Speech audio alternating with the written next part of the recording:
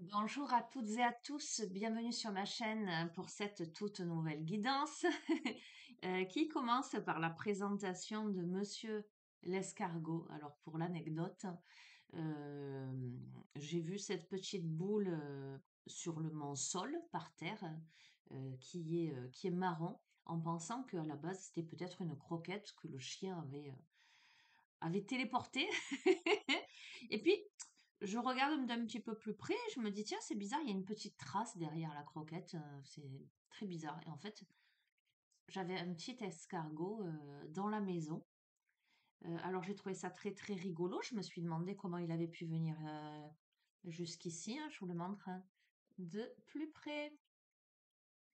Voilà, alors j'ai décidé qu'il allait nous accompagner sur ce tirage. Avant ça, j'ai fait mes petites, j'ai tapé escargot symbolique hein, sur Internet et je vais vous lire la symbolique.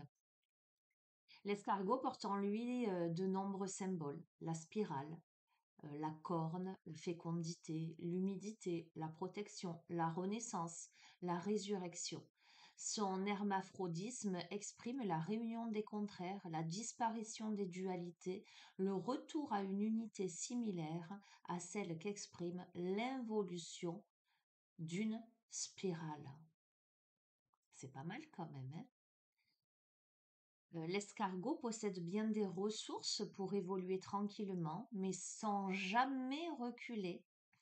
Il peut réparer sa coquille en quelques jours, déplacer 150 fois son propre poids ou encore avancer sur une lame de rasoir sans se couper. Et tout cela grâce à son arme secrète, son mucus. Je vais pas tout te lire. Donc tu te rends compte voilà, de la puissance qu'a un escargot. Il est protégé grâce à sa coquille. Il représente le progrès, le cycle naturel de la vie. Et il est souvent associé au voyage de la vie et à l'évolution spirituelle. Voilà, donc écoute, signe d'évolution, de perfection. Il est basé sur le chiffre d'or. Il nous guide aussi vers l'abondance. Donc, je regarde là mon animal totem, l'escargot. Qu'est-ce qu'on nous dit d'autre? On nous dit, pardon, il vous aide à ancrer et à puiser sa force euh, en la connexion à la terre. De faire preuve de patience, c'est ça la clé en fait.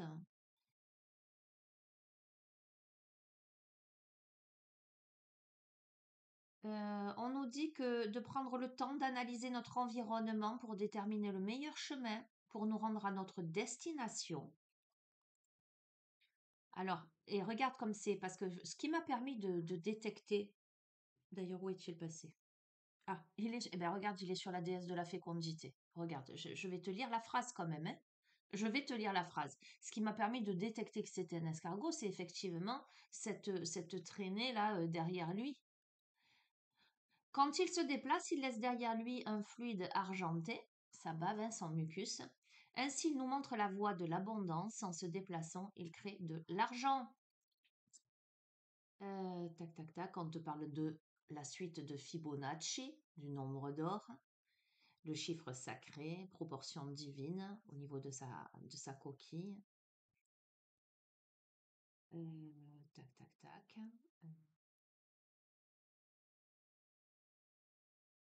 Il s'accommode de sa vulnérabilité, alors quand bien même il avance lentement, ce que je ne trouve pas parce que je trouve qu'il va quand même vite. S'il sent qu'il y a un danger, il ne fuit pas, mais il se remet dans sa coquille, d'accord, hein. Il a l'habitude de porter le poids de sa coquille, là. Donc il est, j'allais dire, il est musclé, il est entraîné.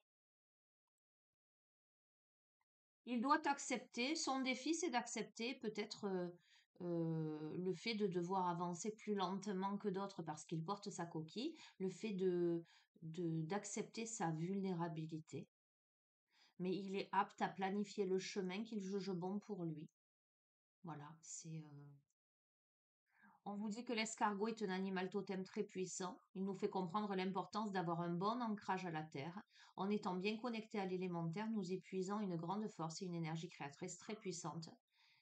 Sa coquille est signe d'évolution et de perfection.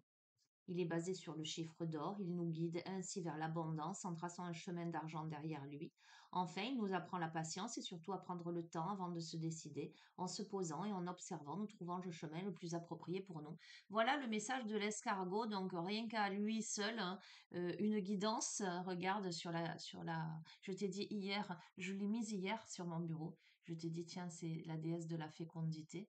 Il n'est pas allé sur un autre.